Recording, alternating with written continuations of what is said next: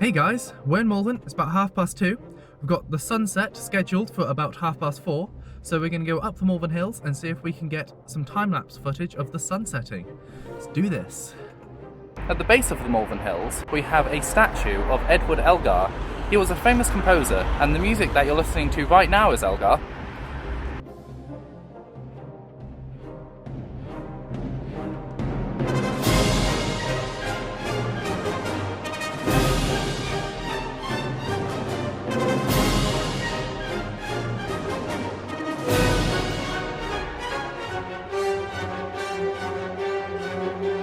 These steps just take us to the end of town, and then we're into the wilderness.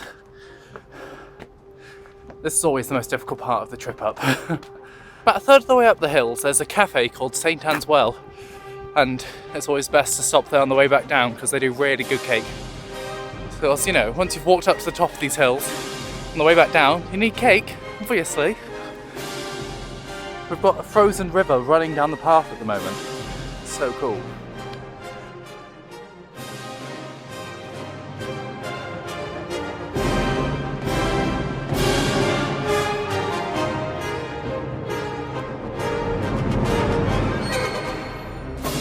Made it to St. Anne's Well.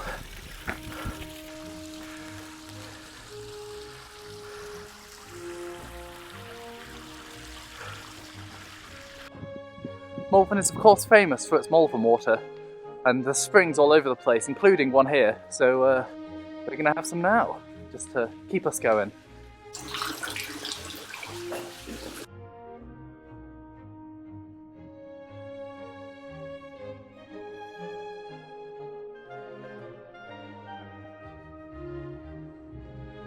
Sadly, St. Anne's Well is closed in the winter, otherwise we would definitely be planning on having some cake on the way back down. That's the route if you want to head straight on up the hills, but you need both your hands, and I want to get some footage for you guys.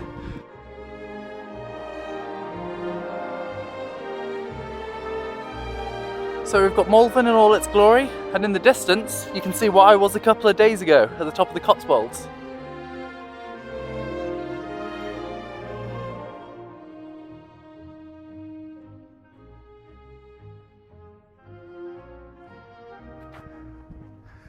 The tallest hill is called the Beacon. It takes about 45 minutes to walk from Malvern, where Elgar is, to the Beacon. But on a day like this with all the ice, it's probably going to take me more like an hour. And I'm in no rush, of course.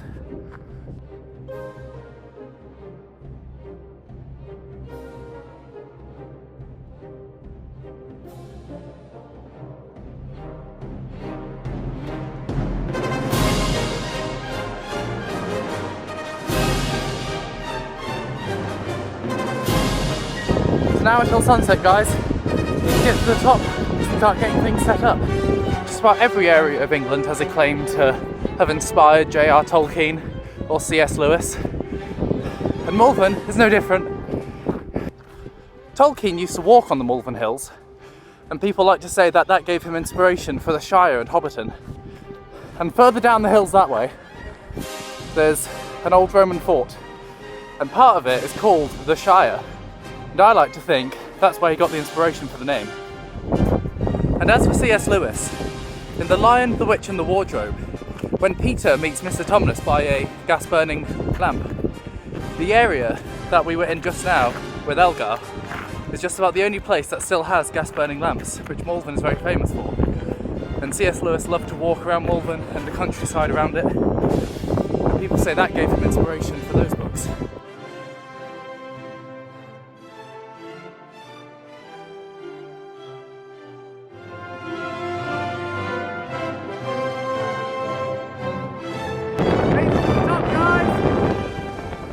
I've made it. That way is Herefordshire, that way is Worcestershire, and that is the highest point of them both. Such incredible views. It's not the clearest day today, sadly. I'll have to come up on another day as well. I'm totally gutted.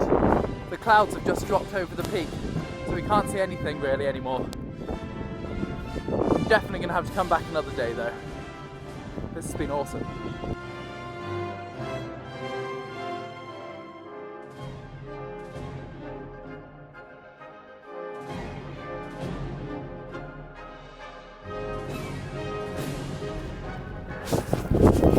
Guys, I'm stuck. Clouds have dropped more now, and it's starting to hail. So I'm actually in a hailstorm cloud. That's so cool. But it's cold, and the side of my face is stinging a lot. This is so fun. I am going to have to head down. I'm going to freeze up here. Well, out of the clouds and back on the track. Been really good, so fun. My face is starting to recover now from the hail. What? My face is starting to recover now from the hail. So I'm going to head straight to a cafe and I'm going to edit this into something. See you guys then. Made it off the hills alive. Just walking past the buzzards of Malvern. Not really sure what they are. They're just fighting, I think.